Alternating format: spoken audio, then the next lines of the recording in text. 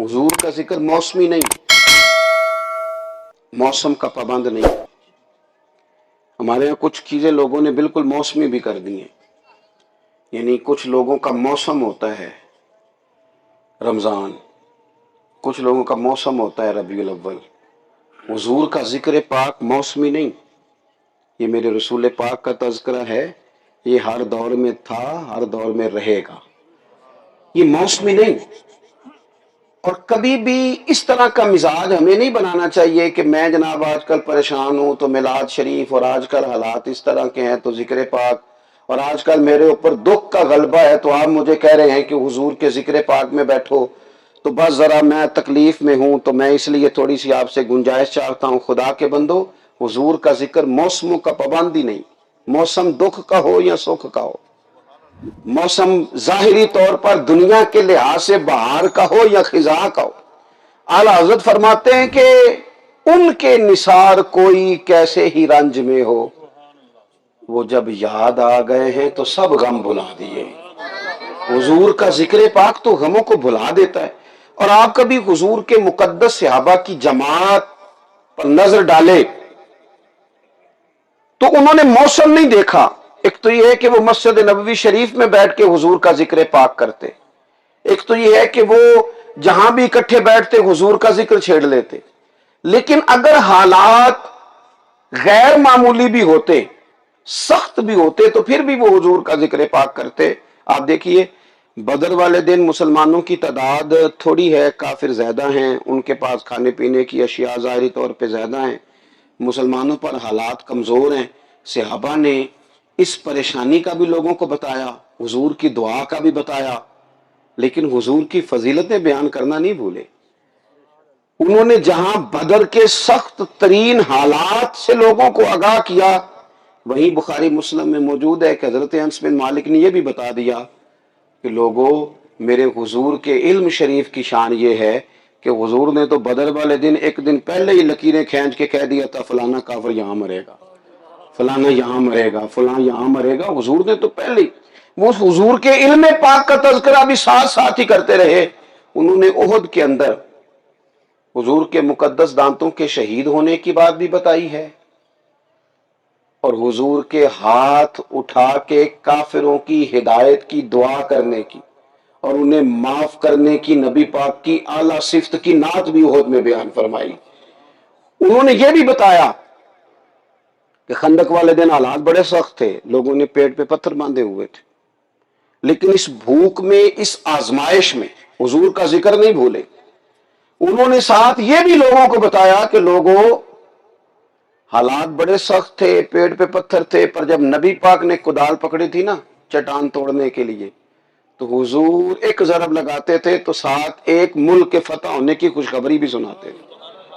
फिर हुजूर चट्टान पे एक दफा जरब लगाते थे तो फरमाते थे, लो अल्लाह ने शाम की कुंजियां भी हमें दे दी। वो रसूल पाक सल्लल्लाहु ताला अलैहि वसल्लम की फजीलतें बयान करना किसी जगह भूला नहीं करते थे। उन्होंने हमें बताया कि तबूक वाले दिन हालात बड़े सख्त थे, वो कहत का आलम था, जाना बड़ा मुश्किल था। हुजूर ने बाकायदा सहाबा से कहा कि अपने मुजाहिद भाइयों के साथ ताउन करो ताकि सफर आसान हो सके। ये भी उन्होंने सबक पढ़ाया। और वापसी पे ये भी बताया कि हालात जितने भी कठिन थे, हमारे पास खाना खत्म हो गया, हम ऊंट ज़िबा करने लगे, ये मुस्लिम शरीफ में मौजूद है। तो हजरत उमर ने हमें मशवरा दिया कि यार अगर ऊंट ज़िबा करोगे तो सवारियां किसको बनाओगे, वापस मदीना शरीफ भी जाना है। तो उमर फिर आप बताएं। तो उमर फारूक फरमाने लगे, जितना जितना खाना है इकट्ठा करके लाओ ना। कहते हम सारा इकट्ठा करके लाए। हजरत उमर ने हुजूर के सामने रखकर, या रसूलल्लाह बरकत की दुआ कर दें। कहते वो थोड़ा सा खाना था, लेकिन हुजूर ने दुआ की तो सैकड़ों के लश्कर को पूरा आ गया, और भर भर के हम बर्तन ले गए। उन्होंने ये भी बताया उसी मंजर में, उसी हालत में, कि जब हमें पानी मुयस्सर नहीं आता था तो रसूल करीम अपनी उंगलियां बर्तन में रखते थे तो रब करीम उंगलियों से पानी के चश्मे जारी कर देता था।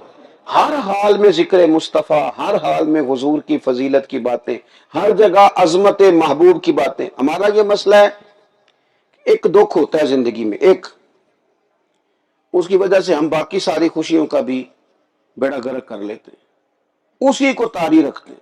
بچے بھی ہیں، صحت بھی ہے، گھر بھی ہے، اللہ تعالیٰ نے عافیت بھی عطا کی ہے، مسجد جانے کی توفیق بھی دی ہے، اس نے رستے بھی رحمت کے عطا فرمائے، ساری نعمتیں ہیں، صرف ایک غریبی ہے، پیسے نہیں، صرف۔ تو وہ بندہ ایسا ہے جیسے بولنا ہی نہیں چاہ رہا، وہ اتنا پریشان ہے کہ اٹھنا ہی نہیں چاہ رہا، اس سے جب بھی بات کریں وہ مایوس نظر آتا ہے، بھئی کیا حال ہے؟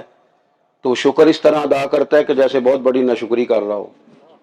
وہ کہتا ہے جی بس جی اللہ کا شکر ہے جی، بھئی یہ جو آپ نے شکر ادا کیا یہ شکر کوئی نہیں، یہ تو بڑا سخت شکوہ آپ نے کیا۔ اس کا لہجہ بتا رہا ہے کہ آپ شاکی ہیں، بھئی ہر چیز تیرے پاس موجود ہے، ایک نعمت ہی نہیں نا بظاہر، اور اس پر تو نے ساری خوشیاں جو ہیں وہ تو نے ختم کر دی۔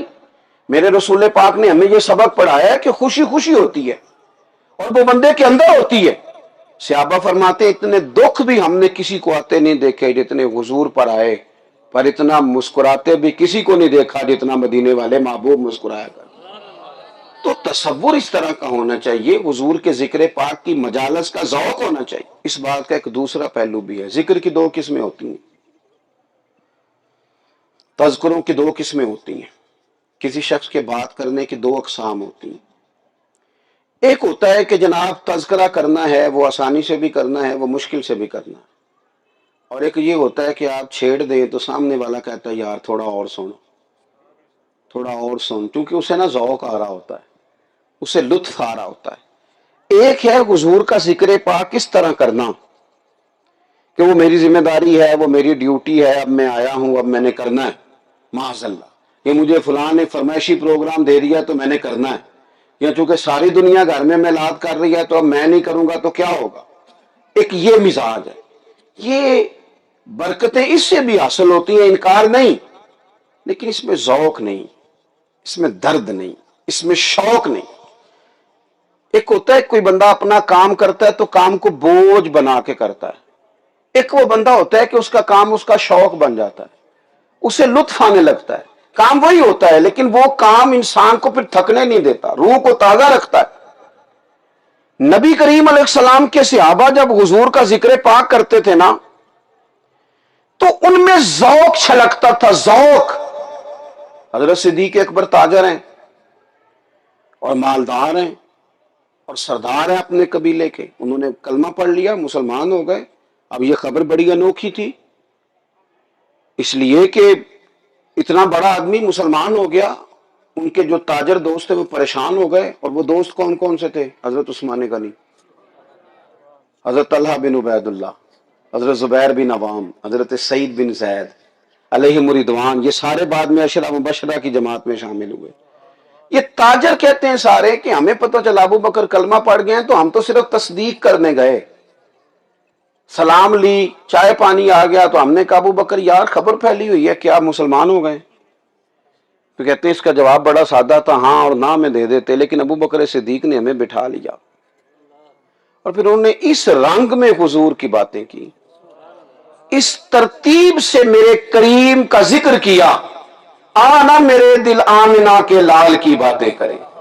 کہتے ہیں ان کی کیفیات، کبھی وہ رو پڑے، کبھی ان کی آنکھیں چمک پڑے، کبھی حضور کے اخلاق کی بات، کبھی کردار کی بات، کبھی قرآن مجید کی مبین آیات کی بات، کبھی حضور کی کھلی سیرت کی بات، اس طرح سے انہوں نے کہ ہم ایک دوسرے کا چہرہ دیکھنے لگے۔ پھر آنکھوں میں ہم نے فیصلہ کیا کہ ابو بکر یار چل ہمیں بھی لے چل، ہم بھی حضور کا کلمہ پڑھنا چاہتے ہیں۔ پتہ کیا بات ہے، کچھ چیزیں بندے پہ طاری ہوتی ہیں، جب تک وہ طاری نہ ہو مزہ نہیں دیتی، سرور نہیں آتا، کیف نہیں آتا۔ میں ایک بہت بڑے زبردست عالم ایک دفعہ ملاقات کا موقع ملا، اور صحیح زبردست آدمی تھے، ہم نے ان سے عرض کی کہ حضور آج آپ کی تقریر سننے آئے ہیں۔ انہوں نے محفل میں مجمع میں کھڑے ہو کے لوگوں سے کہا آج میری طبیعت نہیں لگ رہی، میں جب تک میرا پورا دل نہ لگے میں حضور کا ذکر نہیں چھیڑا کرتا، میرے اوپر کچھ بوجھ ہے، میری قلبی کیفیت کچھ اور ہے، میرے جذبات کو ذرا وضو کر لینے دو، ذرا میرے خیالات کو دھل لینے دو، ذرا میرے تصورات پر کسی پریشانی نے بوجھ ڈالا ہے ذرا اتر لینے دو، مجھے تھوڑا موقع دو۔ پھر میں نے دیکھا کہ انہوں نے وضو کیا، 2 نفل پڑھے، کچھ دیر درود شریف پڑھا، پھر کہنے لگے میں نے اپنے آپ کو سمجھا لیا ہے کہ کہیں تو لوگوں کی سفارشوں پہ تو نہیں حضور کا ذکر کرنے لگا۔ میں نے اپنے شیخ کو دیکھا، ممبر کی طرف آ رہے تھے، تھوڑی دیر رک گئے، اور کئی دفعہ دیکھا جمعے کے وقت آتے، اب نعرے لگ رہے ہیں، لوگ جمع ہیں، آپ رک جائیں گے تو تھوڑی مشکل ہوتی ہے، تو رک جاتے۔ تو ایک دن کسی نے پوچھا کہ حضرت یہ ممبر شریف پر جمعے والے دن جانے سے پہلے تھوڑی دیر رک جانا، اب لوگ جمع ہیں، نعرے لگ رہے ہیں، آپ کیوں نہیں جاتے؟ تو حضرت فرمانے لگے ہزاروں کا مجمع جب دیکھتا ہوں اور ان کی آنکھوں میں اپنے لیے پیار بھی دیکھتا ہوں اور ان کے نعرے بھی دیکھتا ہوں، تو ممبر پر جانے سے پہلے تھوڑی دیر پہلے اپنے آپ سے پوچھتا ہوں کہ کہیں تو ان نعروں کے لیے تو نہیں آیا ہوا، پوچھتا ہوں اپنے آپ سے کہ کہیں ایسا تو نہیں کوئی مسئلہ کہ یہ لوگوں کا ذوق شوق، اور کہیں ایسا تو نہیں کہ تو آج یہ ذہن بنا کے آیا کہ آج میں نے کمال کر دینی ہے۔ جب اپنی نیت ٹھیک کر لیتا ہوں پھر ممبر پر بیٹھتا ہوں۔ یہ کیفیات ان لوگوں کی تھی جو حضور کے ذکر سے لوگوں کو موہ لیتے تھے۔ ایک بات ضرور اپنی زندگی میں طاری کریں، انسان کا شعبہ ایک نہیں ہوتا، شعبہ جات مختلف ہوتے ہیں، لیکن اس بندے کی حیثیتیں بھی مختلف ہوتی ہیں۔ یعنی ڈاکٹر صرف ڈاکٹر نہیں ہوتا، وہ کسی کا بیٹا بھی تو ہوتا ہے نا۔ صرف ڈاکٹر نہیں ہوتا، کسی کا بھائی بھی تو ہوتا ہے نا۔ ڈاکٹر صرف ڈاکٹر نہیں ہوتا، کسی کا شوہر بھی تو ہوتا ہے نا۔ ڈاکٹر کسی کا باپ بھی تو ہوتا ہے۔ انسان کا شعبہ ایک ہوتا ہے، اس کی حیثیتیں ایک جیسی نہیں ہوتی، وہ کسی جگہ پہ کچھ ہے، کسی جگہ پہ کچھ ہے۔ عالم، استاد، شیخ، مفتی، لیکچرار، یہ اپنے شعبے کے تعلق سے اگر ایک استاد ہیں، لیکن وہ سبھی کے استاد تو نہیں نا، شاگرد بھی تو ہیں نا۔ وہ سبھی کے پیر نہیں، مرید بھی تو ہیں نا۔ وہ کسی کے دوست بھی تو ہیں نا۔ ہم یہ کرتے ہیں کہ ہم اپنی شخصیت کے خول میں پوری طرح قید ہو کے رہ جاتے ہیں، تو ذوقی کام کئی دفعہ ختم ہو جاتے ہیں۔ اگر ہم اپنی شخصیت سے تھوڑا سا باہر بھی نکلیں، میں آپ کو بڑی درد سے کہتا ہوں، کبھی کبھی دل کرتا ہے کہ وہ پیچھے بیٹھ کے نہ کوئی بندہ نہ جاننے والا ہو، پیچھے بیٹھ کے بندہ حضور کی نعت سنے۔ یار جب مطلب کبھی آنسو نکل آئے نا، کبھی آنسو، تو لوگ وہ بھی سوشل میڈیا پہ ڈال دیتے ہیں کہ پیر صاحب تو رو پڑے، او یار یہ تو پیر صاحب اپنی معافی کرا رہے تھے، ہو لینے دو، ہو لینے دو، اسے بھی فار سیل کر دیا۔ کبھی بندہ پیچھے بیٹھے، اگر کیفیت ایک جیسی رہے نا ہمیشہ، تو پھر بندے میں خشکی آ جاتی ہے۔ دیکھیں نا، اگر دولت کے بل بوتے پہ ہی کو بندہ سارا کچھ تولنا شروع کر دے تو پھر تو وہ شادیاں بھی تجارت ہیں، ملاقاتیں بھی تجارت ہیں، وہ تو ہر جگہ بزنس سیدھا کرتا ہے۔ ہمارے بزرگوں کا طریقہ یہ رہا کہ وہ کچھ بھی تھے، وہ کچھ بھی تعارف رکھتے تھے، لیکن وہ اپنا تعارف حضور کے ساتھ وابستہ کر کے خوش ہوتے تھے، حضور کے غلام کہلا کے راضی ہوتے۔ اعلیٰ حضرت فلسفی بھی ہیں، اعلیٰ حضرت بریلوی رحمۃ اللہ علیہ مفسر بھی ہیں، اعلیٰ حضرت محدث بھی ہیں، اعلیٰ حضرت رحمۃ اللہ علیہ ایک بہترین سائنسدان ہیں، اعلیٰ حضرت محدث بریلوی شیخ طریقت ہیں، اعلیٰ حضرت کی کتابیں آپ پڑھیں گے تو مختلف فنون پر آپ نے لکھا ہے، آپ ایک زبردست مفتی بھی ہیں، لیکن یہ سارے تعارف وہ چھوڑ دیتے تھے۔ پتہ کیا کہتے تھے؟ خوف نہ رکھ رضا ذرا، تو ہے عبد مصطفیٰ، تیرے لیے امان ہے، تیرے لیے امان ہے، اور تو نبی پاک کا غلام ہے، تیرے لیے امان ہے۔ وہ اپنا تعارف ہمیشہ یہی کہتی ہے بلبل باغ جناں کہ رضا کی طرح کوئی سحر بیاں نہیں ہند میں واصف شاہ خدا، مجھے شوخی طب رضا کی قسم۔ وہ ہمیشہ اپنا تعارف اسی سے کراتے تھے۔ وہ کہتے تھے تجھ سے در در سے سگ، سگ سے ہے مجھ کو نسبت، میری گردن میں بھی ہے دور کا ڈورا تیرا۔ انہوں نے ساری زندگی اپنے آپ کو حضور کا گداگر بنا کے وقت گزارا، سارے تعارف تھے، کہلائے جا سکتے تھے۔ ہم جب تک اپنا یہ والا تعارف پکا نہیں نہ کرا لیتے کہ ہمارا رشتہ رسول پاک کے ساتھ ہے، ہمارا رشتہ نبی پاک کے ساتھ۔ صحابہ نے تعارف چھوڑ دیے تھے سارے، وہ جمعیت تب بنے تھے، قوم تب بنے تھے کہ انہوں نے اپنا رشتہ حضور سے مضبوط کیا۔ آپ جو بھی ہیں اپنے مقام پہ رہیں، ڈاکٹر بھی رہیں، پروفیسر بھی رہیں، لیکچرار بھی رہیں، عالم بھی رہیں، فاضل بھی رہیں، شیخ بھی رہیں، سب کچھ رہیں، پر اقبال کہتے ہیں یوں تو سید بھی ہو، مرزا بھی ہو، افغان بھی ہو۔ یہ پوچھنے کا انداز دیکھو، یوں تو سید بھی ہو، مرزا بھی ہو افغان بھی ہو اور تم سبھی کچھ ہو، بتاؤ کہ مسلمان بھی ہو، بتاؤ کہ مسلمان بھی ہو، تمہارا یہ والا تعارف کدھر گیا، یہ والا تمہارا تعارف کدھر گیا۔ میں بڑی پہلے کی بات ہے، تو میں ایک دفعہ گزر رہا تھا، ایک محفل سے ہم لوگ باہر نکلے، تو میں گاڑی میں جاتے ذرا اکیلا ہی تھا، ہم تھوڑا سا آگے میں بڑھا تو ایک صاحب نے پیچھے سے آواز دی، کہنے لگا او ملاد والے جا رہے جی، ملا دیے۔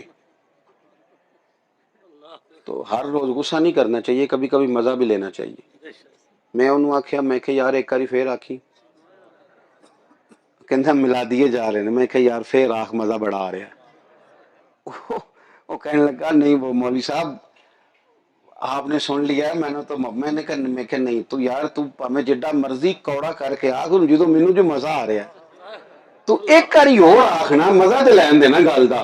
اس آخیا ملا دیے جا رہے ہیں، میں کہ ویکھنا تو میرا تعارف بھلا کی کرایا، تو تعارف میرا بھلا کی کرایا، یعنی تو نے کوئی یہ تو نہیں کہا کہ یہ فلانے ایم پی اے کا چاپلوس ہے، یہ تو نہیں تو نے کہا کہ یہ فلانے ایم ایل اے کے گھر کے چکر پھیرے لگاتا ہے، یہ تو نہیں نہ کہا کہ وزیر کے ہاں آتا جاتا ہے، یہ تو نہیں کہا کہ فلانے کا میں بیٹھا دیکھتا ہوں، یہ تو نہیں کہا فلانے کے قصیدے لکھتا ہے، تو نے مجھے کہا یہ حضور کا ملاد پڑھتا ہے۔ یہ نالوں تگڑا تے تانا ہو رہا ہی کوئی نہیں۔ جے کا یار دے نام دا ملے مینا، انہوں چولی پا لئیے پنجے سٹیے نا، جے کر یار دے نام دی ملے سولی، چوٹا چوٹ لئیے پشانٹیے نا۔ اور یار بڑے تانے دیتے تھے لوگ، بڑی تانے دیتے تھے، پر حضور کے غلام اس کا مزہ لیتے تھے۔ اس کا تو مزہ ہے، ہم نے نہیں کبھی ڈر ڈر کے سیم کے۔ ایک دن مجھے ایک صاحب کہنے لگے، وہ میرے بزرگ فرمایا کرتے تھے مولوی صاحب مرید ہو کے بھی مرید نہیں ہوندے، وہ خلیفہ ہی ہوندے نے، شاگرد ہو کے بھی شاگرد۔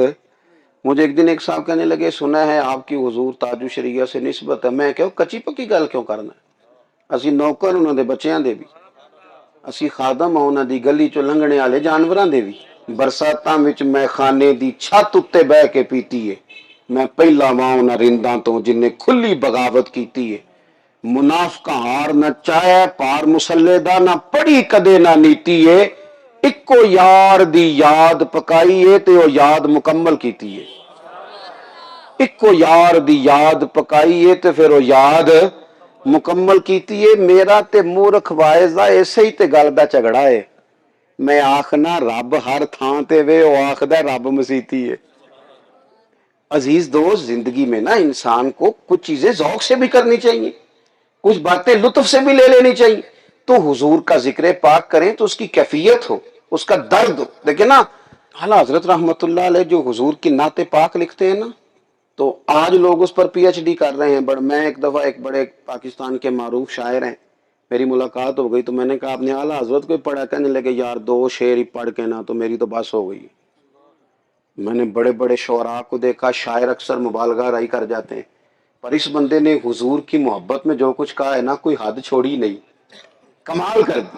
بعد از خدا بزرگ تو ہی قصہ مختصر، یہ جو کہہ سکتے تھے نا خدا کے بعد، جنہوں نے محبوب پاک کی عظمت میں وہ کہا، کہنے لگے دیکھو نا کیسا شعر کہا ہے، جس کی 2 بوند ہیں کوثر و سلسبیل، جس کی 2 بوند ہیں کوثر و سلسبیل، 2 بوند، 2 بوند، وہ 2 بوند حضور کے پسینے کی مل جائیں یا لمحہ مبارکہ سے لعاب دہن، صرف 2 بوند، 2 قطرے کوثر و سلسبیل۔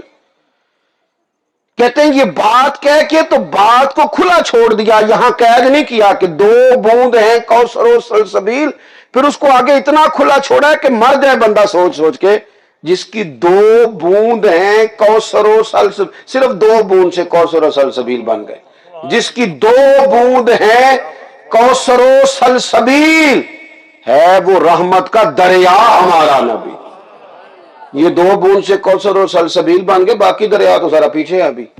اور جس کے قدموں کا دھوون ہے آب حیات، قدموں کا دھوون ہے آب، ہے وہ جان مسیحا ہمارا نبی۔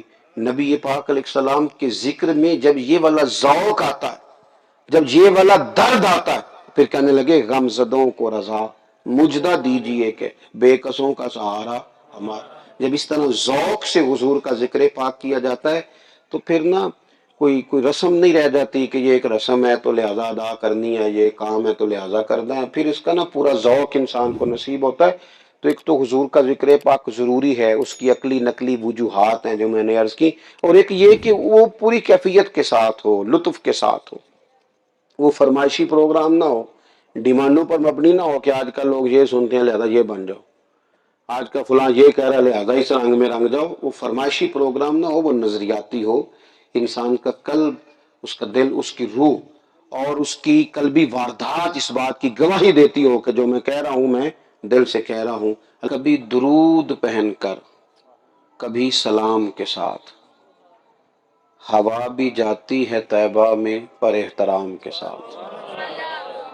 کبھی درود پہن کر، کبھی سلام کے ساتھ، ہوا بھی جاتی ہے طیبہ میں مگر احترام کے ساتھ، یہ ایک بات ہی کافی ہے اپنی بخشش کو، یہ ایک بات ہی کافی ہے اپنی بخشش کو، ہمارا نام جڑا ہے نبی کے نام کے ساتھ۔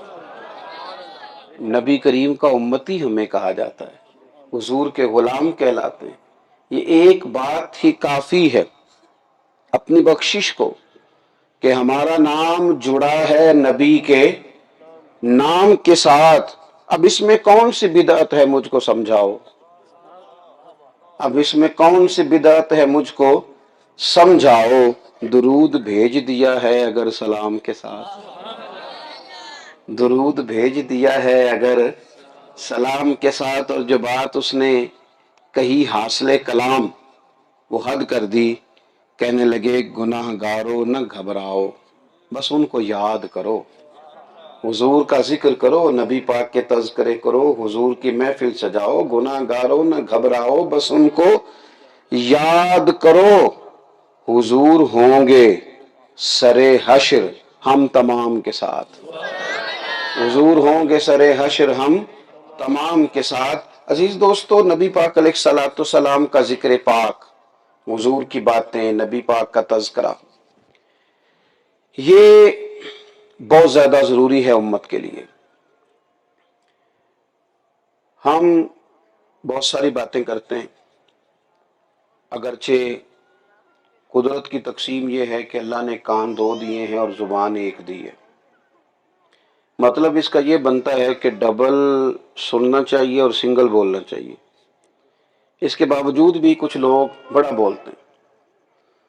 اور پھر یہ ہے کہ کان پر کوئی پیرا نہیں، اللہ تعالیٰ نے زبان پر پیرے بٹھائے ہیں، 32 دانتوں کا پیرا لگایا ہے، آگے 2 ہونٹ لگائے ہیں کہ ذرا اسے باہر نکالنا تو سوچ سمجھ کے نکالنا، لیکن لوگ اس معاملے میں احتیاط نہیں کرتے، بولتے ہیں تو بولتے ہی جاتے ہیں، بے موقع بھی بولتے ہیں، بے محل بھی بولتے ہیں، بے سوچے سمجھے بھی بولتے ہیں، بغیر تحقیق کے بھی بولتے ہیں، پوری بات کا پتہ بھی نہیں ہوتا پھر بھی بولتے ہیں۔ تو اگر کسی نے بولنا ہی ہے اور بولتے ہی رہنا ہے تو بہتر نہیں وہ حضور کی نعت بیان کرے، وہ نبی پاک کا ذکر خیر کرے، وہ حضور کا تذکرہ کرے، نبی پاک کے حسن و جمال کی بات کرے۔ جب اس نے بولنا ہی ہے تو وہ بولے کہ جو بولتا جائے تو اس کے نامہ اعمال میں خیر لکھی جائے، جو بات کرتا جائے تو وہ بات بھی قیامت کے دن اس کے لیے میزان عمل میں نیکی بن کے تولی جائے۔ اگر بولنا ہی ہے تو پھر کیوں نہ وہ حضور کی بات بولے۔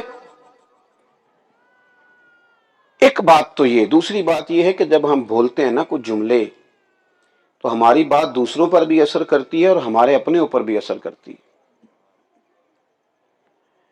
یہ مت سمجھے کہ ہماری گفتگو کا اثر دوسروں پر ہی صرف ہوتا ہے، ہماری اپنی ذات بھی اس کا اثر لیتی ہے۔ آپ نے کبھی غور کیا ہوگا کہ جب کوئی بندہ کوئی خوشی والی بات سنانے لگتا ہے، کوئی لطیفہ سنانے لگتا ہے، کوئی مزاح والی بات کرنے لگتا ہے، کوئی ایسی بات کرنے لگتا ہے جس میں وہ ہنس پڑے گا، یا سامنے والا سن کے ہنس پڑے گا، تو وہ بات ابھی وہ سنائی نہیں اس نے، وہ صرف یاد آئی ہے اسے کہ میں سناتا ہوں، تو یاد آنے پر ہی وہ ہنس پڑتا ہے، اور اتنا ہنستا ہے کہ لوٹ پوٹ ہو جاتا ہے، ابھی اس نے کہی نہیں، سنائی نہیں، ابھی اس کے ذہن میں ہے۔ اور اسی طریقے سے اگر کوئی شخص ایسی بات کرنے لگے جو غم والی ہے، جو دکھ والی ہے، جو کرب والی، جس میں کسی تکلیف کا اظہار ہے، تو ابھی پوری طرح بندہ وہ بات بیان نہیں کرتا، کرنے سے پہلے رو پڑتا ہے، اور اسے تسلی دینی پڑتی ہے، تشفی دینی پڑتی ہے، کہنا پڑتا ہے یار حوصلہ کر، بات تو بتا، لیکن ابھی اس نے بتائی نہیں، یاد کی ہے۔ معنی کیا ہے؟ خوشی والی بات کرنے سے پہلے ہنس پڑا ہے، رونے والی بات سے پہلے رو پڑا ہے۔ مطلب یہ ہے کہ ہماری باتوں کا اثر صرف سامنے والے پہ نہیں ہوتا، ہمارے اپنے اوپر بھی ہوتا ہے۔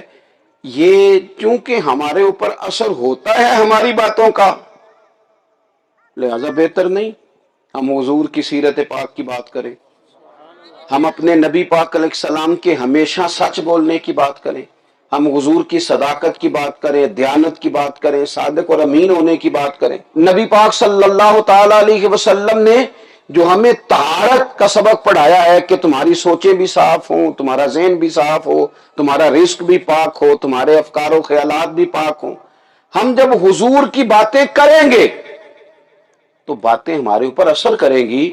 جو تذکرہ ہم رسول پاک کا کرتے جائیں گے، خدا کے فضل سے اللہ تعالیٰ اس طرح کی توفیقات ہمیں بھی عطا فرمائے گا۔ اگر ہم چاہتے ہیں کہ سوسائٹی کے اندر وہ چلن عام ہو جو سیرت ہمیں دیتی ہے، جو حضور کے نقش پا سے ہمیں ملتا ہے، تو پھر ہمیں خود حضور کا ذکر کرنا چاہیے اور بار بار کرنا چاہیے۔ اور تیسری بات، بعض لوگوں کا بندہ ذکر اس لیے بھی زیادہ کرتا ہے کہ وہ محسوس کرتا ہے کہ میرا میں نہیں اس کا ذکر کرتا، وہ بھی میرا بڑا کرتا ہے۔ لوگ کہتے ہیں محبت کا جواب محبت سے دینا ہے، پیار کا جواب پیار سے دینا ہے، تحفے کا جواب تحفے سے دینا ہے۔ وہ فلاں آدمی جناب میرا تذکرہ بڑا کرتا ہے، وہ میرا کرتا ہے تو پھر وہ مجھے دعوت دیتا ہے، پھر میں اسے دعوت دیتا ہوں، اس کے میرے بارے میں جذبات بڑے خیر کے ہیں تو میرے دل میں بھی اس کے لیے بڑی کشادگی ہے۔ جب ہم اس لیول پہ بھی اگر سوچیں اور کبھی اس بات کو اپنے ذہن میں لائیں کہ یار فلاں آدمی میری بات کرتا ہے، فلاں شخص جو ہے وہ میرے بارے میں بڑے جذبات رکھتا ہے، خیر خواہی کرتا ہے میری، تو میرے اعلیٰ حضرت فرماتے ہیں اگر اس پہلو سے بھی سوچو تو پھر بھی تمہیں سب سے زیادہ نعت مدینے والے محبوب کی پڑھنی چاہیے۔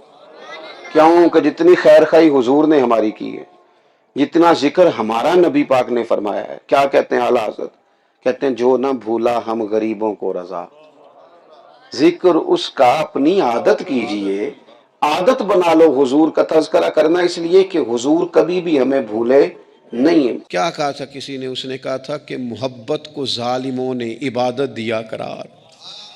کچھ ایسے نادان ہوتے ہیں جو اہل محبت کو دیوانہ کہتے ہیں، وہ کہتے ہیں یہ تو نادان ہے، اس طرح بھی کوئی کرتا ہے؟ ٹھیک ہے ہم بھی کلمہ پڑھتے ہیں، مسلمان ہیں، تو ہمارے لہجوں میں وہ حسن نہیں ہوتا، ہمارے پیالوں میں وہ صفائی نہیں ہوتی کہ جو خیرات آئے گی تو پھر وہ محفوظ رہ سکے گی۔ کائن بیوقوفوں کی طرح ایمان لائیں تو رب کیا فرماتا ہے، اللہ کیا فرماتا ہے، سنیں جو حضور کے صحابہ پر بات کرے اس کے بارے میں رب کیا فرماتا ہے، اسے جواب میرا رب دیتا ہے۔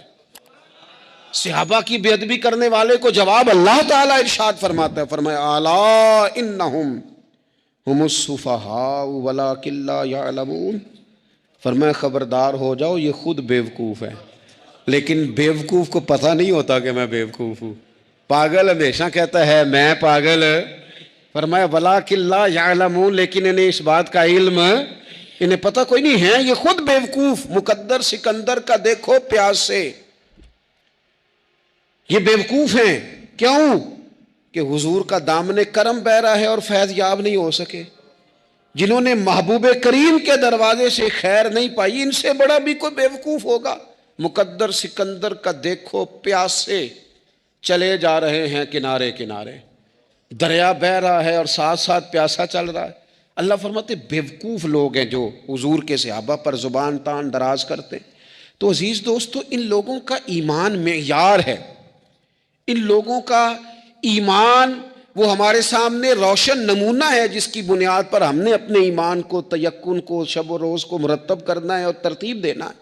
صحابہ کرام کی جماعت ساری بڑی شانوں والی، لیکن کچھ لوگ ایسے ہیں جن کا زیادہ تذکرہ نہیں ہوتا، تو بظاہر یوں محسوس ہوتا ہے کہ ہم نے عوام کو ان سے پوری طرح روشناس بھی نہیں کرایا۔ ایک شخصیت کا ذکر آج کریں گے جن کو میرے نبی پاک علیہ السلام نے فرمایا، حضور نے فرمایا، صحیح بخاری میں موجود ہے، فرمایا یہ نیک آدمی ہے۔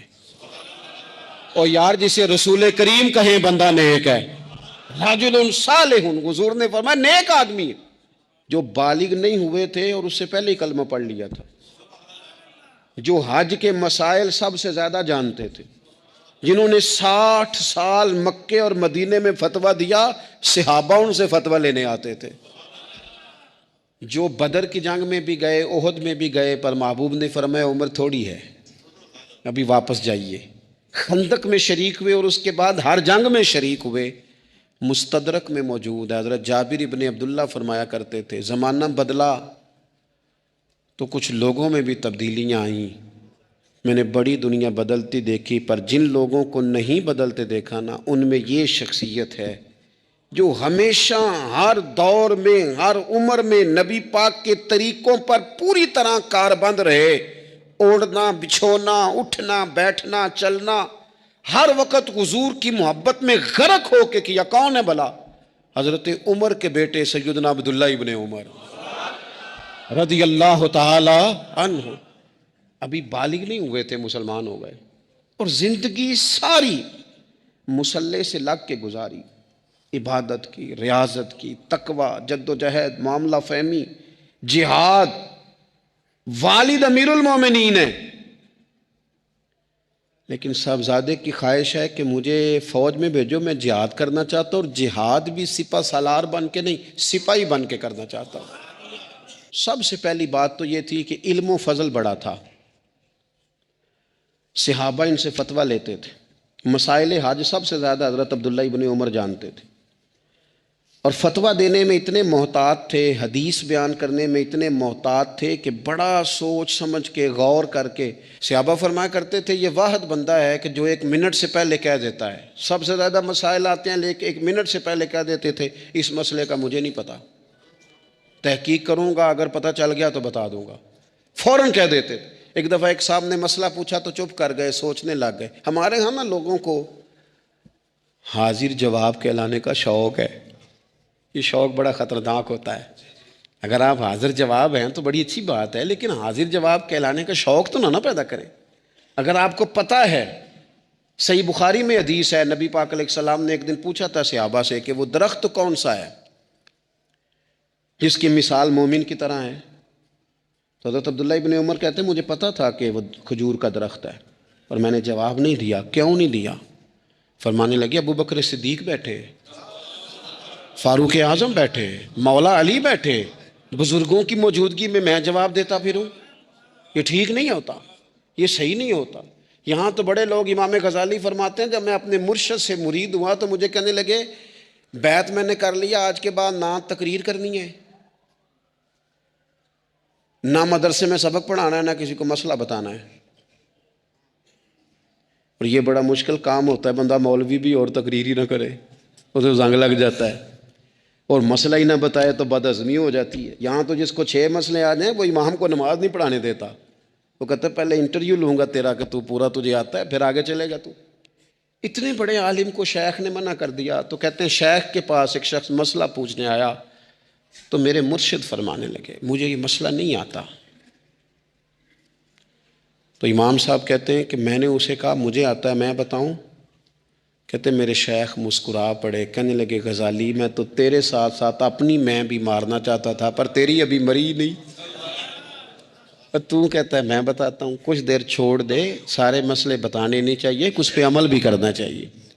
میرے عزیز حضرت عبداللہ ابن عمر اتنا بڑے مفتی ہیں، مفتی مدینہ ہیں، مفتی مکہ ہیں، لوگ مسائل حج پوچھتے ہیں، بڑے بڑے استنباط کرتے ہیں قرآن و حدیث سے۔ ایک آدمی نے مسئلہ پوچھا تو حضرت عبداللہ ابن عمر فرمانے لگے دیر تک سوچا، کہ دیر ہو گئی سوچتے سوچتے، تو وہ شخص کہنے لگا حضور اتنی دیر کیوں سوچ رہے ہیں؟ تو آپ فرمانے لگے تمہارا کیا خیال ہے کہ جو سوال تم مجھ سے پوچھتے ہو اور جو جواب میں تمہیں دیتا ہوں اس کے بارے میں رب مجھ سے سوال نہیں کرے گا؟ اللہ کی بارگاہ میں نے جواب نہیں دینا، تو میں سوچ سمجھ کے دے رہا ہوں تاکہ اس کا حساب دینا پڑے تو میرے لیے مشکل نہ ہو جائے۔ میرے عزیز حضرت عبداللہ ابن عمر سے کسی نے سوال پوچھا تو سیدنا عبداللہ ابن عمر رضی اللہ تعالیٰ عنہ کہنے لگے مجھے نہیں آتا اس سوال کا جواب، اور جب کہا نا نہیں آتا تو فوراً کہنے لگے عبداللہ، خود اپنے آپ سے بات کرتے ہیں، کہتے ہیں عبداللہ رب تیرا بھلا کرے، اس بات پہ ہمیشہ ڈٹے رہنا، جو بات نہ آتی ہو وہ کبھی کہنا نا، جس کا پتہ نہ ہو اسے کبھی کرنا، جب تک پوری تحقیق نہ ہو بلا وجہ ہوتا زنی نہ کرنا، بلا وجہ ہوتا زنی نہ کرنا۔ یہاں کا ہے ہمارے صوفیاء نے، یہاں کا علم و بس کریو یار، ایک کوئی حرف تینوں درکار، صحیح کر کے پہلے اچھی طرح کر کے پرکھ پھر بات کر۔ تو علم بڑا تھا، تقوی بڑا تھا۔ اس کے ساتھ ساتھ پھر یہ تھا کہ غریب پروری بڑی تھی۔ ایک بندہ خیرات لے کے گیا، وہ پھر لائن میں لگ گیا ہے، اسی کیا کھیدا پلا تو پھر آ گیا ہے۔ تو حضرت عبداللہ ابن عمر کو بندہ دوبارہ آتا نا تو کسی سے قرضہ لے کے کہتے یار اس کو بڑی ضرورت تھی تو دوبارہ آیا ہے نا، ایک دفعہ تم ذرا دے دو، میں تمہیں دے دوں گا، اس کو دینا ہے۔ جتنی دفعہ شام کو کھانا کھاتے، اتنی دیر حضرت عبداللہ ابن عمر کھانا نہیں کھایا کرتے تھے جب تک کوئی یتیم آ کے دسترخوان پہ بیٹھ نہ جاتا، نہیں گزارا ہوتا۔ اور یار کیسے لوگ کھا لیتے ہیں، اعلیٰ غذائیں کھا رہے ہیں، اور ایک طرف ایک بہن مجبور بیٹھی ہے، بھائی مجبور بیٹھا ہے، سسرالی رشتہ داروں میں لوگ مجبور بیٹھے ہیں، عزیزوں میں لوگ مجبور بیٹھے ہیں، یتیم غریب مسکین، اور یہ روز نئے سے نیا ذائقہ۔ جب تک یتیم نہ ہوتا کھانا نہ کھاتے۔ اور صدقات و خیرات بھی کرتے تو جس طرح ہم کرتے ہیں نا، ناراض نہ ہونا۔ کبھی کبھی نا بعض لوگوں کو بانٹتے دیکھتے ہیں تو تکلیف ہوتی ہے۔ آپ نے دینا تو ہے تو اگر خوش دلی سے دے دیں، عطا تو کرنا ہے تو اگر چلو صحیح طریقے سے ہو جائے، ہنس کھیل کے ہو جائے، پریشان نہ کیا جائے سائل کو، تو کتنا اچھا ہے۔ ان صوفیاء کا بھی ہم نے تذکرہ کتابوں میں پڑھا ہے جو کہا کرتے تھے اگر رب نے دروازے پہ کسی کو بھیجا ہے تو اس کا مطلب ہے اللہ راضی ہے۔ لیکن ہمارا لہجہ اتنا سخت ہوتا ہے۔ حضرت عبداللہ ابن عمر ایک اونٹنی پہ بیٹھے تھے، اونٹنی بڑی پیاری لگی، بڑی خوبصورت تھی، بڑی بہترین تھی، بڑی صاف ستھری تھی۔ تو 2-3 دفعہ اپنے غلام سے کہا یار بڑی پیاری ہے، بڑی خوبصورت ہے، دیکھو اس کا چلنے کا انداز کتنا نرالا ہے۔ آج کل بھی ڈرائیور گاڑی چلاتے ہیں تو کہتے ہیں بڑی ہلکی پھلکی ہے جی، بریکیں بھی بڑی ٹھیک ہیں جی اس کی، فلاں معاملہ بھی اس کا بڑا صحیح ہے۔ وہ اتنی پسند آئی اونٹنی تو اونٹنی سے اترتے ہی فوراً کہنے لگے اس کو نشان لگا کے قربانی کے جانوروں میں چھوڑ دو، یہ زیادہ پیاری ہے، اسے رب کے رستے میں خیرات کریں گے۔ کیوں؟ ایک باریک نکتہ صوفیاء نے بیان کیا ہے۔ اللہ کے نیک بندے کہتے ہیں کسی جگہ بھی تمہارا دل اللہ رسول کے مقابلے میں الجھنا نہیں چاہیے۔ کوئی ایسی چیز جو رکاوٹ بن رہی ہو، رکاوٹ، وہ کیا کہتے ہیں کچرا آ گیا ہے، اس کچرے کو لوگ ٹھیک نہیں کرتے، کہتے نکال دو تاکہ معاملہ صحیح رہے۔ ایک چھوٹا سا باریک سا ہلکا سا دھاگے کی طرح کا ایک ٹکڑا اگر کسی وقت گوشت کا آپ کے دانت میں الجھ جائے نا، وہ سارا ذائقہ تباہ کر دیتا ہے۔ لوگ مختلف چیزیں لے کے خلال کرتے ہیں دانتوں کا تاکہ وہ نکل جائے، کیونکہ ذرا سی بھی چیز اگر کسی جگہ رکاوٹ بن جائے نا، آپ بڑا بہترین کھانا کھا رہے تھے، زبردست غذا آپ کھا رہے تھے، ایک صرف اس میں نا ہلکا سا دانہ ایسا ہے جو سخت تھا، کچرا آ گیا، روڑا آ گیا، تو وہ سارے کھانے کا ذائقہ تباہ کر دیتا ہے۔ بعض لوگ ایسے ہوتے ہیں کہ ایک بال نکل آئے نا کبھی کھانے میں سے تو کھانا چھوڑ دیتے ہیں، کہتے ہیں یار یہ سارا ذائقہ خراب ہو گیا۔ ہمارے ساتھ یہ ہوا ہے، یہ تو ہے نا دنیاوی معاملات، اسی طرح کا مسئلہ روحانی زندگی میں ہوتا ہے۔ کئی دفعہ نا ہم ماننے کو تیار نہیں ہوتے، لیکن ہمارے اوپر دولت کی محبت پوری طرح سوار ہوتی ہے، وہ سجدے میں ذوق آنے نہیں دیتی۔ شہرت کی محبت پوری طرح سوار ہوتی ہے، وہ درود و سلام کا، ذکر کا، عبادت کا ذائقہ لگنے نہیں دیتی۔ وہ جو کہا تھا نا والذین آمنوا اشد حبا للہ، ایمان والے سب سے بڑھ کر اللہ سے پیار کرتے ہیں، سب سے بڑھ کر رسول اللہ صلی اللہ علیہ وسلم سے محبت کرتے ہیں۔ کیوں کہا گیا تھا؟ اس لیے کہ ان محبتوں کے مقابلے میں ذرا بھی کوئی اور محبت آتی ہے روحانی ذائقہ خراب کر دیتی ہے، ہمارا دل نہیں لگتا، ہم بور ہوتے ہیں، ہم پریشان ہوتے ہیں۔ مسئلہ یہ ہے کہ جس دل میں صرف رب رسول کو ہونا چاہیے تھا وہاں شہرت آ گئی ہے، شہرت کی محبت آ گئی ہے، دکھاوا آ گیا ہے، مال آ گیا ہے، کئی قسم کے ہم نے بت معاذ اللہ اکٹھے کر لیے، اور پھر وہ ساری کیف مستی آئے۔ یہ کیسے ہو سکتا ہے؟ حضرت عبداللہ ابن عمر رضی اللہ تعالیٰ عنہ کے پاس ایک گدھا تھا، ہم پنجابی میں تو کہا کرتے تھے کہ بڑا ساؤ جانور ہے، بڑا دھیما ہے، بڑا اچھا ہے، سواری بھی کرتے تھے اس پہ، اس پر بوجھ بھی رکھتے تھے، اور بھی کئی کام، جانوروں کا چارہ بھی اس پہ رکھ کے لایا جاتا تھا۔ بہت سارے لوگ اس کی تعریف کرتے تھے کہ ظاہر ہے اس وقت یہ جانور ہر گھر کی ضرورت ہوتے تھے۔ لوگوں نے بڑی تعریف کی کہ جناب یہ گدھا بڑا اچھا ہے، بڑا عمدہ ہے۔ اب بعض چیزیں ایسی ہوتی ہیں جن سے دل لگ جاتا ہے۔ کچھ نوجوانوں نے گھروں میں بلی رکھی ہوتی ہے، گھوڑا رکھا ہوتا ہے، جانور رکھے ہوتے ہیں، ان کی پوری توجہ انہماک ہم دیکھتے تھے دیہاتوں میں کہ بزرگ اگر کہیں چلے جاتے تھے سفر پہ تو وہاں سے بھی پیغام بھیجتے تھے کہ گائے کو چارہ ڈالا کہ نہیں، بھینس کو نکالا کہ نہیں، تم نے باڑے سے دھوپ چھاؤں کا خیال کیا کہ نہیں۔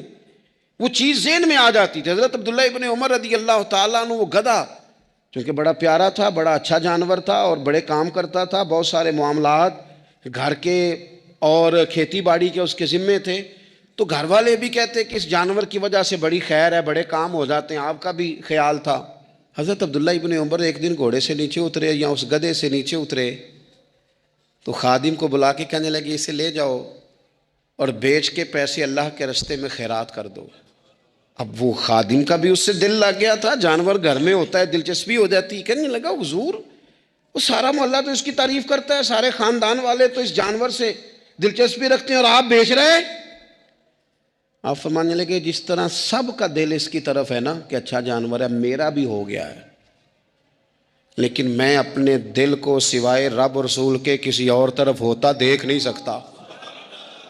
اعظم بلا سے اپنی وہ ہستی ہی کیوں نہ ہو، اعظم بلا سے اپنی وہ ہستی ہی کیوں نہ ہو، جو چیز اس کی راہ میں حائل ہو پھونک دو، جلا دو ایسی ساری چیزیں جو ان کے راستے میں آتی ہیں۔ فرمایا اس کی طرف توجہ ہونے لگی ہے، لہٰذا میں اسے اب رکھ سکتا۔ مزاج تھا، طبیعت تھی، طریقہ اس طرح کا تھا کہ وہ پھر ایک اور بات بڑی خوب تھی۔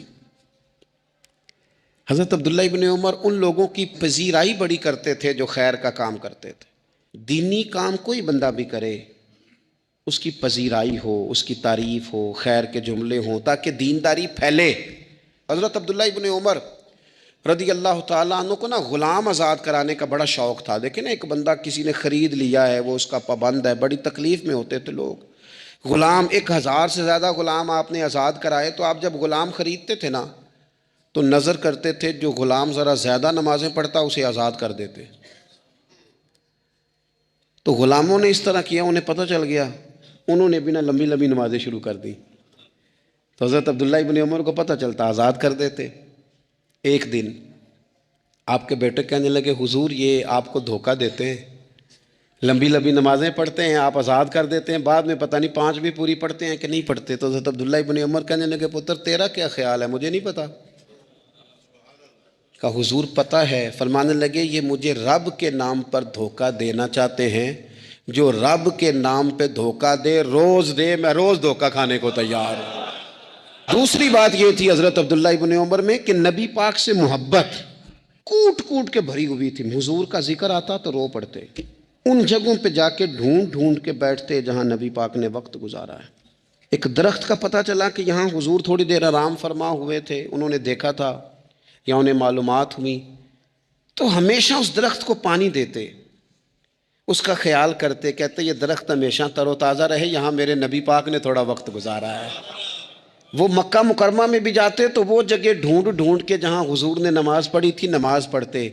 مسجد نبوی میں آتے تو جس ممبر پر حضور بیٹھ کے خطبہ دیتے تو اس پہ ہاتھ پھیر کے چہرے پہ ملتے۔ حضور کی قبر انور پر حاضری دیتے، السلام علیکہ یا رسول اللہ کہہ کے اس بارگاہ عالی مرتبت میں حاضری دیتے۔ حضرت صدیق اکبر کو سلام کرتے، حضرت عمر کو سلام کرتے، پیر سن ہو گئے ایک دفعہ چلتے چلتے۔ تو کسی نے کہا جس سے سب سے زیادہ پیار ہے نا اسے پکارو، پیر ٹھیک ہو جائے گا۔ تو فوراً کہنے لگے یا محمد صلی اللہ علیہ۔ اور یہ امام بخاری نے لکھا ہے الادب المفرد میں، خود امام بخاری لکھتے ہیں کہ حضرت عبداللہ ابن عمر نے یا محمد کہا اور ان کا پیر سویا ہوا ٹھیک ہو گیا۔ یہ لوگ بڑی محبت کرنے والے۔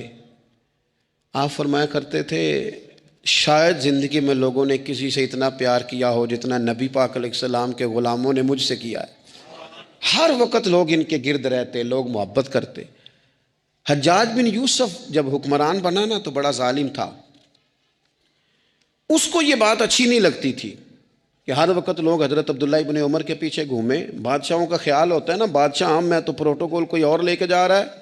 اس نے ایک دفعہ جمعہ پڑھاتے پڑھاتے معاذ اللہ حضرت عبداللہ بن زبیر رضی اللہ تعالیٰ عنہ کے خلاف کوئی بات کی. تو حضرت عبداللہ ابن عمر اگرچہ بڑے صلح جو تھے، صلح پسند تھے، لیکن اگر حق کی بات ہوتی اور اس طرح سے ہوتی کہ کوئی بڑی غلط بات کرتا تو پھر ٹوکنے میں بھی بڑی جرت کا مظاہرہ کرتے. ایک دفعہ اہل کوفہ نے آپ سے مسئلہ پوچھا نا، چونکہ آپ مفتی تھے، لوگ مسئلے پوچھتے تھے. انہوں نے پوچھا حضرت عبداللہ ابن عمر سے کہ مکھی اور مچھر کا خون لگ جائے تو اس کا کیا مسئلہ ہے، کپڑے ناپاک تو نہیں ہوتے؟ تو سوال کا جواب دینا چاہیے تھا نا، ہوتے ہیں کہ نہیں ہوتے. تو فرمانے لگے حسین ابن علی کا خون بہا کے اب مکھیوں کے خون کے مسئلے پوچھنے شروع کر دیے. اب تمہیں یہ والا خون نظر آنے لگا ہے؟ حضور کی اولاد پاک کو شہید کر کے اب ان مسئلوں میں آئے ہو؟ میں خیال نہیں آتا تمہارے دلوں میں گھٹن ہے حضور کی اولاد کے لیے اور دین کے مسئلے پوچھتے ہو؟ جاؤ پہلے کشادگی پیدا کرو. تیری نسل پاک میں ہے بچہ بچہ نور کا، تو ہے عین نور، تیرا سب گھرانہ نور کا. پہلے کشادگی لاؤ حضور کی اولاد پاک کے لیے، پھر مسائل پوچھنا. حجاج بن یوسف نے کوئی بات کر دی، آپ نے ٹوک دیا، آپ نے ٹوک دیا. تو پھر حجاج نے سازش کی. اوہو، اللہ والوں کے خلاف جو سازشیں ہوتی ہیں بڑی گہری ہوتی ہیں، بڑی سخت ہوتی ہیں، بڑے جال بنے جاتے ہیں، بڑا حسد کیا جاتا ہے، بڑی تکلیف دی جاتی ہے. اللہ قرآن میں کہتے ہیں محبوب یہ لوگ تجھ سے حسد کرتے ہیں، حسد من عند انفسہم، ان کے دلوں میں تیرے لیے حسد ہے. حسد کرتے ہیں لوگ، دور تک نکل جاتے ہیں حاسدین. حجاج نے کیا کیا؟ اس نے ایک شخص سے کہا کہ زہر والا خنجر تیار کرو جو زہر میں بجھا ہوا ہو. اور چونکہ حج کے موقع پہ بڑا رش ہوتا ہے لہذا حج کے موقع پہ لے جانا. حضرت عبداللہ ابن عمر جب تمہارے پاس سے گزریں، بادشاہ میں ہوں، لوگ ان کے پیچھے ہیں، جب وہ تمہارے پاس سے گزریں تو ان کے پیر میں چبو دینا. جب لوگوں نے ایسے عالی مرتبت لوگوں کو نہیں بخشا، اتنے بڑے لوگ محفوظ نہیں رہے تو ہمہ چما کس کھاتے میں ہے؟ آج کس بات کا شکوہ کرنا؟ حضرت عبداللہ ابن عمر اس کے پاس سے گزرے تو اس نے پیر میں چبو دیا خنجر. وہ زہر آپ کے جسم میں پھیلا. جب شدید بیمار ہوئے تو حجاج تیمارداری کرنے چلا گیا. یہ دیکھو، یہ دیکھو، دوستی قاتل سے بھی مقتول سے یارانہ بھی. خود چلا گیا اور جا کے کہنے لگا جی اگر مجھے پتہ چل جائے نا کہ آپ کو کس نے یہ زخم دیا ہے تو میں سخت انتقام لوں گا. تو حضرت عبداللہ ابن عمر نے بھی بڑا منطقی جواب دیا. فرمانے لگے مجھے اسی نے زخم دیا ہے جس نے حج کے موقع پر کسی کو خنجر لانے کا مشورہ دیا تھا، اسی نے مجھے زخم دیا ہے. گویا فرمانے لگے ظالم تو خود ہی یہ کام کرتا ہے اور خود ہی تو تیمارداریاں کرتا ہے. حضرت عبداللہ ابن عمر شہید ہو گئے. مکہ مکرمہ میں آپ کا مزار بنا دیا گیا. تقریباً 1500 کے لگ بھگ 1600 کے لگ بھگ آپ سے احادیث مروی ہیں. زندگی حسین گزاری، حضور کی خوشبوئیں ہر وقت آتی رہیں. حضرت عائشہ صدیقہ، حضرت حذیفہ، حضرت جابر بن عبداللہ، یہ تینوں جلیل القدر لوگ کہا کرتے تھے حضور کے بعد زمانے کی تبدیلی سے بڑے لوگ تبدیل ہوئے، لیکن جو لوگ حضور کے طریقوں پر پوری طرح قائم رہے ان میں بڑا نام حضرت عبداللہ ابن عمر کا ہے. بڑا نام. رات بھر عبادت کرتے اور دن کو ظہر سے عصر تک اللہ کی یاد میں مصروف رہتے. 3 باتیں اپنی زندگی میں سمجھیں. ایک تو جس بات کا پتہ نہیں ہے اس کو کبھی ڈسکس نہ کریں، یہ ہمیں حضرت عبداللہ ابن عمر کی زندگی نے بتایا. اور دوسری بات یہ ہے کہ کوشش کریں، سخاوت کرنی ہے اللہ کی رضا کے لیے، تو اس میں اللہ کی رضا ہی پیش نظر ہو. اور تیسری بات یہ جتنا ہو سکے اپنے آپ کو حضور کے دروازے کے قریب کریں. رب تو تمہارا دل دیکھتا ہے. اور امام غزالی حدیث لائے ہیں، حضرت عمر فاروق رضی اللہ تعالیٰ عنہ فرماتے ہیں کسی نے حضور صلی اللہ علیہ وسلم سے پوچھا کہ رب آسمانوں میں کہ زمینوں میں؟ جلوے تیری ذات کے کو بکو ہیں، جدھر دیکھتا ہوں ادھر تو ہی تو ہے. اللہ زمینوں میں کہ آسمانوں میں؟ تو حضور فرمانے لگے رب تو بندہ مومن کے دل میں رہتا ہے. اللہ تو مومن کے دل میں ہے. مومن کے دل میں کتنا بڑا ہے وہ دل جس میں رب ہے، رب کی یاد ہے، رب کی محبت ہے. اس لیے حضرت عمر فرمایا کرتے تھے میں نے دل کی آنکھوں سے اپنے مالک کی زیارت کی ہے. اور اقبال نے شاید اسی لیے مشورہ دیا تھا کہ دل بینا بھی کر خدا سے طلب. آنکھ کا نور دل کا نور نہیں. اللہ سے آنکھوں والا دل مانگ، اندھا نہ ہو جائے کہیں تیرا دل، دل بینا بھی کر خدا سے طلب، آنکھ کا نور دل کا نور نہیں۔ عزیز بھائی اللہ کے جلوے، لیکن ایک بات ذہن میں رکھنا، کسی گلاس میں تھوڑی سی غلاظت ہو نا، دودھ تو دور رہا، شہد تو دور رہا، اس میں کوئی پانی بھی نہیں پیتا، تھوڑی سی غلاظت ہو، اور آپ کی آنکھوں کے سامنے وہ غلاظت دھل بھی گئی، صاف بھی ہو گئی، شرعی تقاضے پورے ہو گئے، پھر بھی کچھ لوگ کہتے ہیں میری طبیعت نہیں مانتی، میرا دل نہیں مانتا۔ صحیح کہہ رہا ہوں میں؟ او بھائی اتنی سی غلاظت گلاس میں تھی اور سادہ پانی نلکے کا، تو اس میں پینا پسند نہیں کرتا، اور اگر دل غلاظت سے بھرا ہو تو رب کی محبت وہاں آئے گی، خدا اپنا قرب وہاں رکھے گا؟ کسی سے جلنا، کسی سے حسد کرنا، کسی کے بارے میں عداوت رکھنا، کچی بولیاں بولنا، اور اب تو اتنا عجیب حال ہو گیا، جماعتیں جماعتوں کے بارے میں برا خیال کرتی، خانقاہ اور آستانوں کا یہ حال ہے کہ سبق پڑھایا جاتا ہے دوسرے کے خلاف، بس ہم ٹھیک ہیں، یہ تصوف ہے کہ نرا تو ٹھیک ہے؟ طریقت تو یہ تھی کہ میں ٹھیک نہیں، باقی سارا زمانہ ٹھیک ہے، تو کس چکر میں پڑا ہوا ہے؟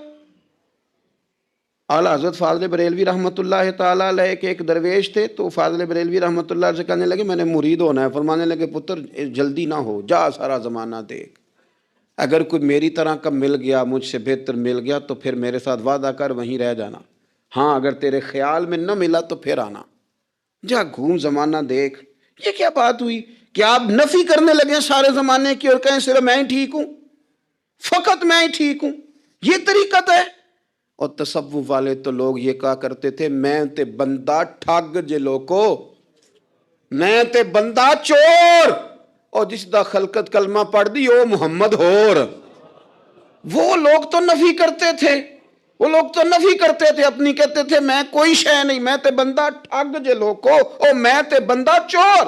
میاں محمد بخش صاحب رحمۃ اللہ علیہ، ایک عالم نگار نے لکھا تھا کہ وہ کچھ لوگ نا سکھ ہندو یہاں رہتے تھے، تو ان کا نام محمد تھا چونکہ، تو بات کو شبہ پڑ گیا کہ شاید جن کا لوگ کلمہ پڑھتے ہیں نا مسلمان، معاذ اللہ یہ وہ والے ہیں، تو میاں صاحب اپنے بارے میں کیا کہ میں تے بندہ ٹھگ جے لوکو، میں تے بندہ چور، جس دا خلقت کلمہ پڑھ دی او محمد ہور، او میں تو ایک ٹھگ ہوں۔ حضرت میاں شیر محمد صاحب شرک پوری رحمۃ اللہ علیہ سرتاج ہیں اولیاء کے، پیر سید اسماعیل شاہ صاحب بخاری حضرت کرما والا شریف والے، وہ کہتے ہیں میں بیعت ہونے کے لیے جب شرک پور شریف آ رہا تھا تو رستے میں مجھے ایک بزرگ مل گئے، تو مجھے کہنے لگے کدھر جا رہے ہو، کون ہو؟ میں نے کہا میں سید ہوں اور میاں صاحب سے بیعت ہونے جا رہا ہوں، تو مجھے کہنے لگے وہ تو دنیا دار ہے، جیبوں میں ہاتھ ڈالتا ہے لوگوں کی، تو سید ہو کے ارائیں کے پیچھے کیا لینے جا رہا ہے؟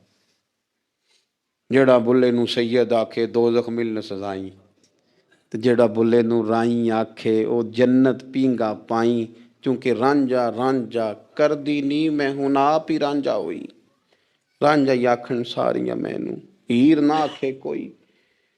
وہ تو کدھر جا رہا ہے؟ کہتے میں نے کہا بابا زیادہ باتیں نہ کر ناراض ہو جاؤں گا۔ کہتے بابے نے کئی دفعہ رستے میں مجھے منع کیا نہ جانا نہ جانا، فلانی جگہ چلا جا فلانی جگہ، لیکن میں چلا گیا، میری طلب صادق تھی۔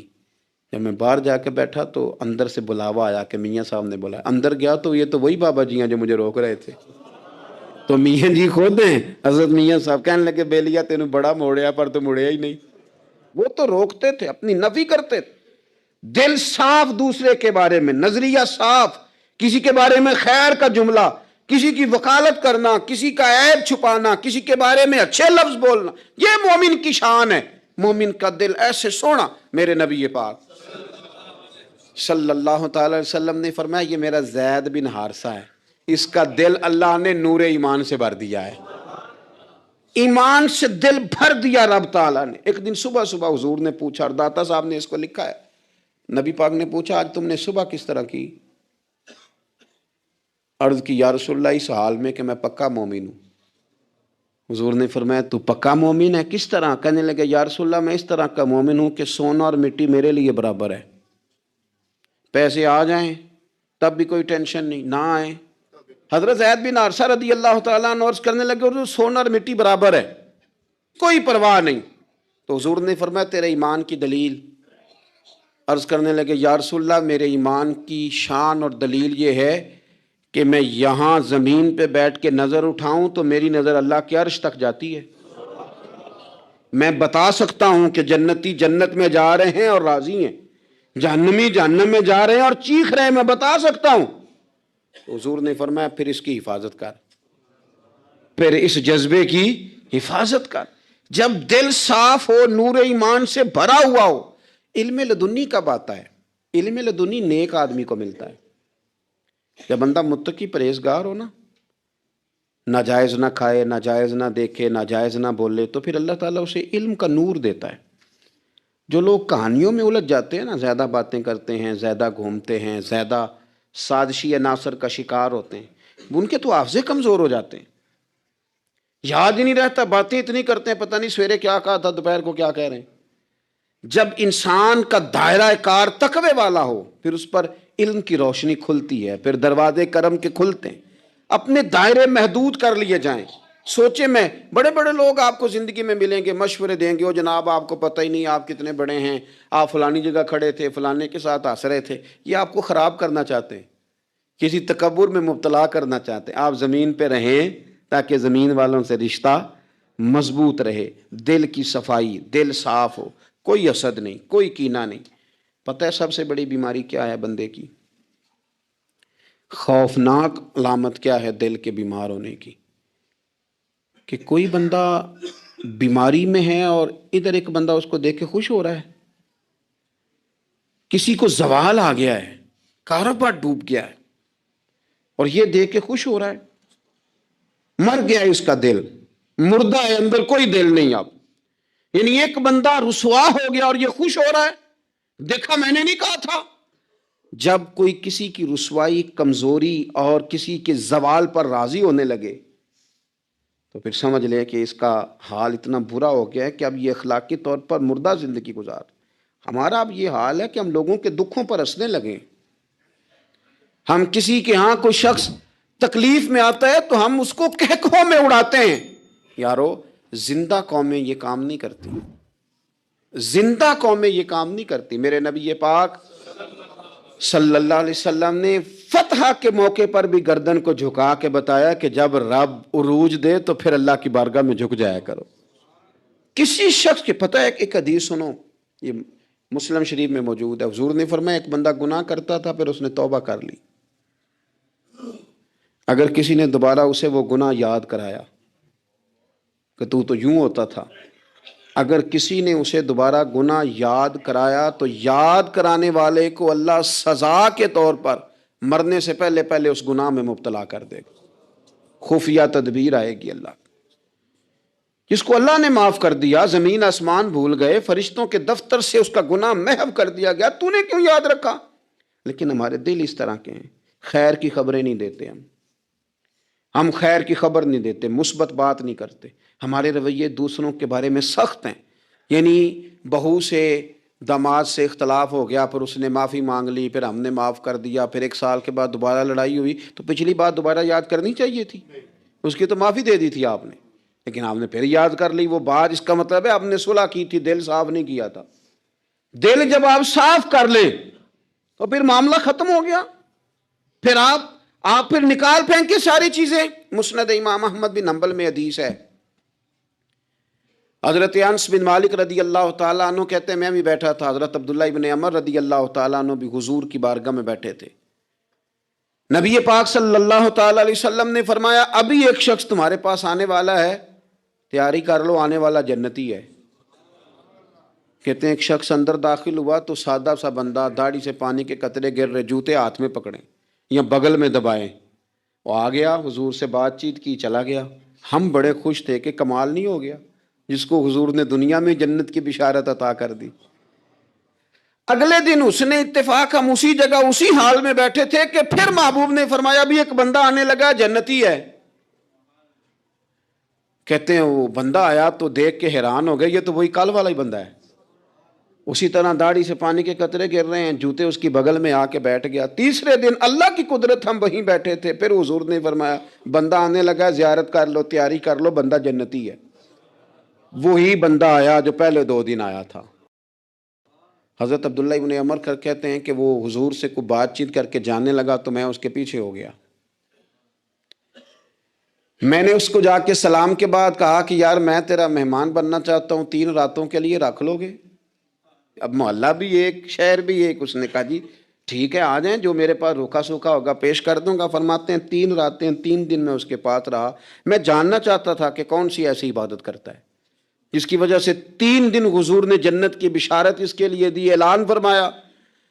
کہتے ہیں میں نے کوئی غیر معمولی چیز نہیں اس کے اندر دیکھی، کوئی انوکھی عبادت نہیں دیکھی۔ عشاء پڑھتا، فجر تک سویا رہتا، میں تہجد کے وقت اٹھتا، نفل پڑھتا۔ 3 راتیں یہ ہوتا رہا۔ ہاں جب وہ کروٹیں بدلتا تو اللہ اکبر کہتا، باقی وہ سویا ہے، فجر میں اٹھا ہے۔ صدقہ بھی خاص نہیں اس نے دیا، خیرات بھی میں اس سے زیادہ کرتا رہا، مجھے کوئی خاص چیز نظر نہیں آئی۔ تیسرے دن میں جانے لگا تو میں نے اسے کہا یار سن، مجھے کوئی ضرورت نہیں تھی تیرے گھر میں قیام کرنے کی، میرا گھر قریب ہی ہے۔ وہ تو کمال یہ ہے کہ نبی کریم علیہ السلام نے اپنی زبان فیض ترجمان سے، یعنی وہ زبان جس کو سب کن کی کنجی کہیں، اس کی نافذ حکومت پہ لاکھوں سلام، حضور نے 3 دن تجھے مسلسل جنتی کہا ہے۔ میں تو دیکھنے آیا تھا کہ تیرے اندر کوئی عمل ہو تو میں بھی وہ شروع کروں۔ تو وہ کہنے لگا یہی ہے جو آپ نے دیکھ لیا ہے، فرض نماز ہی پڑھتا ہوں، روٹین کے کام ہی کرتا ہوں، کوئی خاص چیز تو میرے پاس کوئی نہیں۔ حضرت عبداللہ ابن عمر فرماتے ہیں میں نے تو سمجھا کہ میں تو اس سے زیادہ خیر کے کام کرتا ہوں۔ اب میں سوچتا ہوا وہاں سے نکلنے لگا کہ پھر کیا خاص بات ہے جو نبی پاک نے 3 دفعہ اسے جنتی کہا ہے۔ جب میں نکلنے لگا نا، دروازے پہ مڑنے لگا تو اس نے آواز دی، کہا یار سنو ایک بات یاد آئی ہے۔ میں نے کہا وہ کون سی؟ کہنے لگا یار جب سے بالغ ہوا ہوں نا، جب سے اللہ نے توفیق اسلام دی ہے، میں نے جب بھی اپنا دل دیکھا ہے نا، جب بھی میرے دل میں کسی کے لیے حسد کوئی نہیں، کوئی عداوت نہیں، کوئی بغض نہیں، کوئی کینہ نہیں، کوئی کیا کر رہا ہے، میرے دل میں سب کے لیے خیر ہی ہے، دل میرا صاف ہے۔ اس کے علاوہ نہیں مجھے پتا کیا عمل ہے۔ حضرت عبداللہ بن عمر کہتے ہیں پھر مجھے سمجھ آ گئی ہے، یہ جو تیرے دل کی صفائی ہے نا، یہ بنیاد بن گئی ہے جس کی بنیاد پر نبی پاک نے تجھے 3 دفعہ جنت کی بشارت عطا فرمائی ہے۔ آپ دل میں میل کچیل رکھ کے نفل پڑھنا، عبادتیں کرنا، ریاضتیں کرنا، صدقات دینا زیادہ نفع بخش نہیں ہوتا۔ دل صاف ہونا تو تھوڑی عبادت بھی کام آ جاتی ہے۔ یہ حدیث بتاتی ہے کہ دل صاف ہو تو تھوڑے صدقے بھی زیادہ نفع کر جاتے ہیں۔ دل پر توجہ دیں۔ سب سے ضروری کام ہے کہ ہم سویرے اٹھ کے اپنے دل سے پوچھیں کہ تیرا لوگوں کے بارے میں خیال کیا ہے، شام کو پوچھیں کہ تیرا لوگوں کے بارے میں رویہ کیا ہے۔ آپ اپنے دل لوگوں کے لیے صاف کر دیں، اس میں خیر پیدا کر لیں، تو پھر آپ محسوس کریں گے طبیعت ہلکی پھلکی بھی ہے، حشاش بشاش بھی ہے، ٹھنڈی بھی ہے، اور پھر اس میں اللہ رسول کی محبت کے جلوے بھی ہیں۔ پھر یہ خیر کی طرف ہمیں بلا رہی ہے۔ اللہ تبارک و تعالیٰ توفیق عمل عطا فرمائے۔